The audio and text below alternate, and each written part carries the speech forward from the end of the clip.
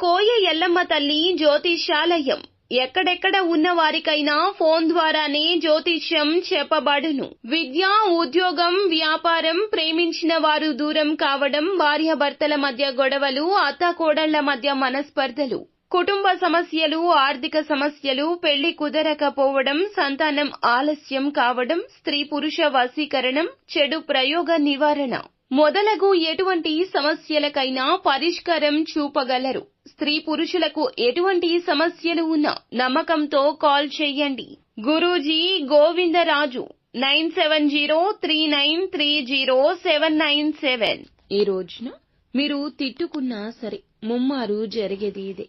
100% ఇలా జరగక మానదని జ్యోతిష పండితులు చెప్తున్నారు. ఏమిటి ఆ సంఘటన?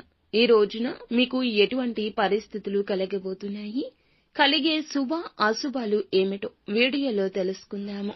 వీడియో మీకు నచ్చితే తప్పకుండా ఒక చిన్న లైక్ అయితే చేసి మమ్మల్ని సపోర్ట్ చేయండి. ఇక ఆలస్యం లేకుండా వీడియోలోకి అయితే మనము వచ్చేద్దాము. ఈ రోజు దాదాపుగా అనుకూల ఫలితాలే గ్రహాల రీత్యా ఉన్నాయి. గ్రహాల యొక్క సంచారం యోగదాయకంగా ఉంటుంది. ముఖ్యంగా చంద్రుని యొక్క అనుకూలత అధికంగా ఉంటుంది. ఇందుల కారణంగా ఈ రోజున వీరికి రోజువారీ పనులన్నీ సక్రమంగా పూర్తవుతాయి. కాలం ప్రశాంతంగా నడుస్తుంది.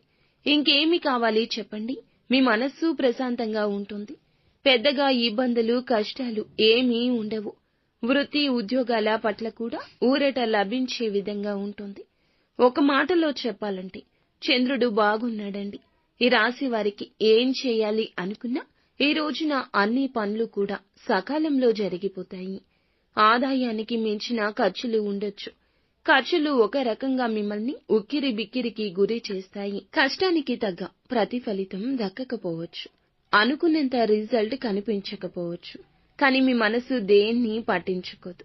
ఈరోజు ప్రశాంతంగానే ఉంటారు. అలాగే నేను చేయాల్సిన పని చేస్తున్నా కదా, నా తప్పు లేదు కదా, ఫలితం భగవంతుడే చూపిస్తాడులే అనుకుంటారు. భారాన్నంతా భగవంతునిపై వేస్తారు తప్ప మొండితనానికి, పంతానికి పోరు. ఆరోగ్యం విషయంలో జాగ్రత్త అవసరం. శారీరకంగా అనీజీగా ఫీల్ అవుతారు. దీర్ఘకాలిక సమస్యలు బాధించవు.